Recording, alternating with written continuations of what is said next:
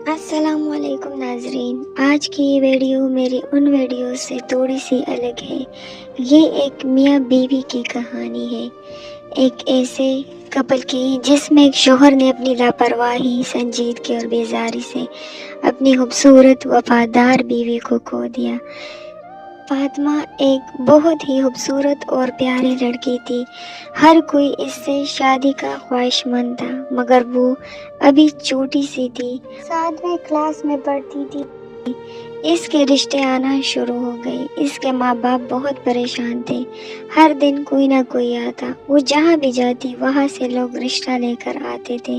فاطمہ ابھی نہ سمجھتی، مگر آہستہ آہستہ وہ کچھ نہ کچھ سمجھنے لگی اور اس کو لگا کہ وہ بہت ہی خوبصورت ہے اور پیاری ہے۔ جو کوئی بھی اس کا شوہر بنے گا وہ تو اس کا دیوانہ ہوگا، اسے پھولوں کی طرح رکھے گا، کبھی اسے رونے نہیں دے گا۔ وہ بہت ہی حساس لڑکی تھی، وہ بہت معصوم تھی، پیار وار کے چکروں سے ناشنا تھی۔ اس کی عمر ہی بہت کم تھی، اس نے کبھی کسی کا ہاتھ نہیں تھاما تھا۔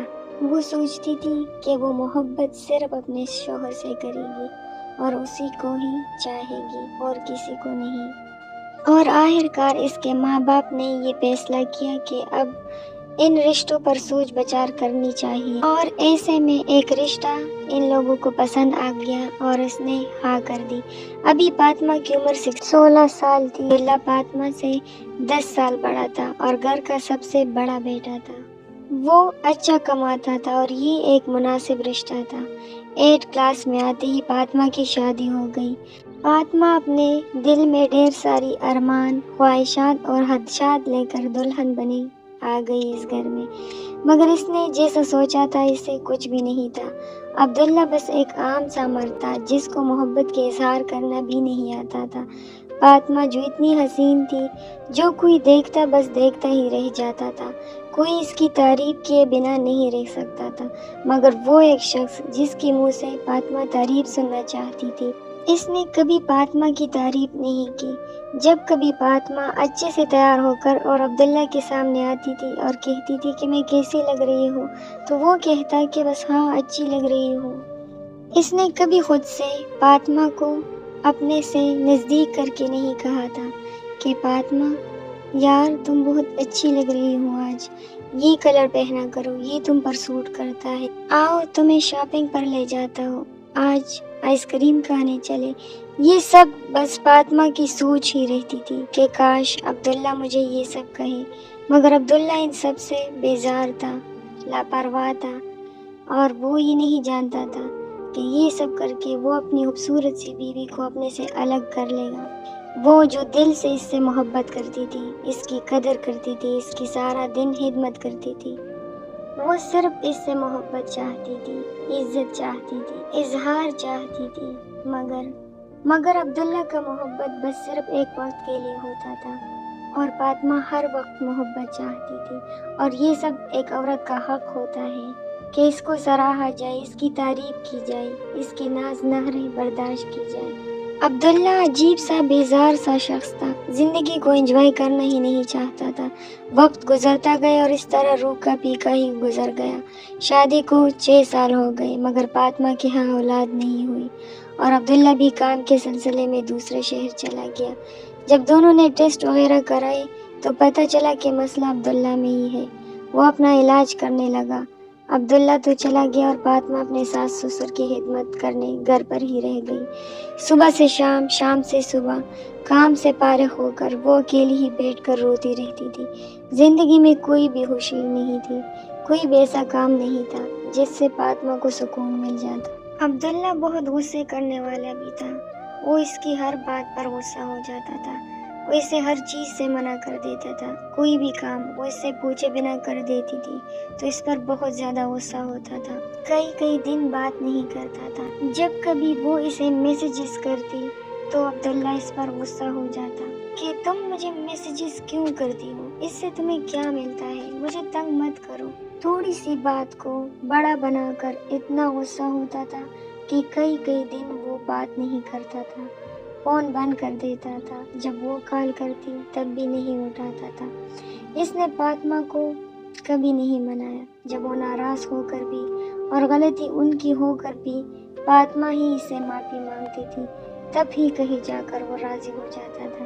بس ایک ہی بات کرتا کہ میں تم لوگوں کے لیے کماتا ہوں، میرے سر پر بہت ساری ذمہ داریاں ہیں، پلیز تم مجھ سے اس طرح کی توقعات مت رکھو، جیسی گزر رہی ہے بس گزرنے دو۔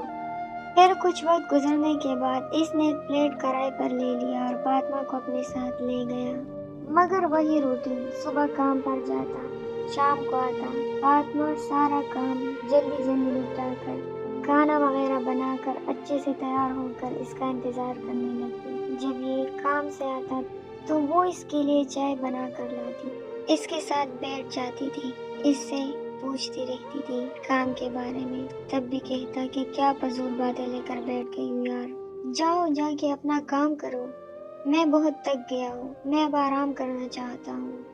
اور فاطمہ خون کے گھونٹ پی کر رہ جاتی تھی، اور اس طرح دونوں میں جھگڑا شروع ہو جاتا تھا۔ فاطمہ اس سے پوچھتی کہ آخر تم کیوں کرتے ہو ایسا، تم مجھ سے محبت نہیں کرتے؟ اس پر وہ کہتا کہ نہیں، میں تو کسی اور سے بھی محبت نہیں کرتا، نہ میری کوئی دوسری بیوی ہے، تم نے خواہ مخواہ ایسے ہی وہم پال رکھے ہیں، تم مجھے بھی تنگ کرتی ہو اور خود بھی آرام سے نہیں رہتی۔ اس پر وہ حیران رہ جاتی کہ یہ کیسا بندہ ہے کہ پیار و محبت کی باتوں سے بھی تنگ ہوتا ہے۔ وہ یہی سوچتی تھی کہ زندگی میں کوئی بھی ایسا نہیں ملا جو مجھ سے ٹوٹ کر محبت کرے، جو میری ہر بات سنے، جو میں کہنا چاہتی ہوں جو میرے دل میں ہے۔ کاش کہ کوئی مجھے گھنٹوں سنے اور میں اسے سناؤں جو میرے دل میں ہے۔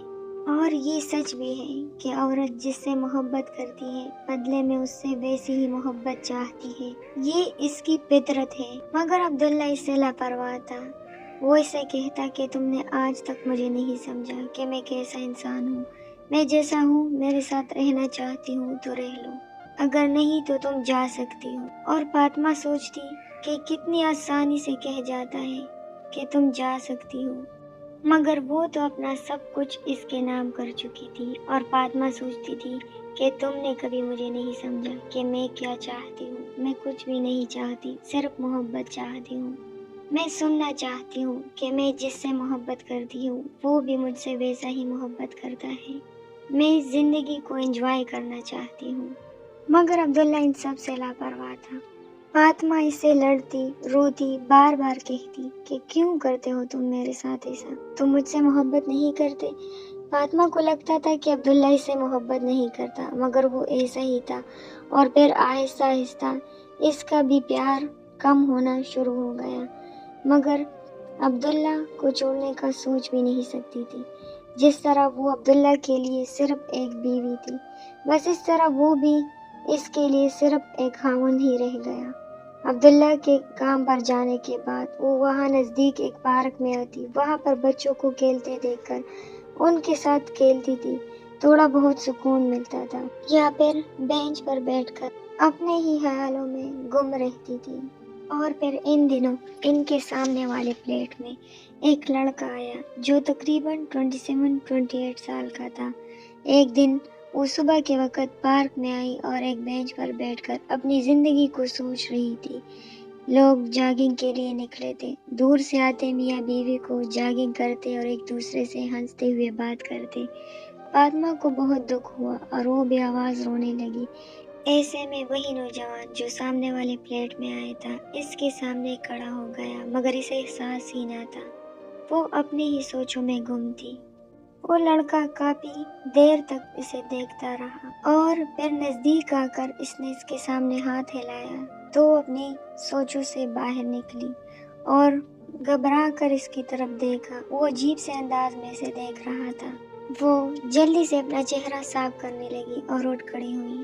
اس لڑکے نے جلدی سے کہا کہ مجھے شامیر کہتے ہیں، مگر فاطمہ نے روکے سے لہجے میں کہا تو مجھے کیا، اور وہاں سے چلی گئی۔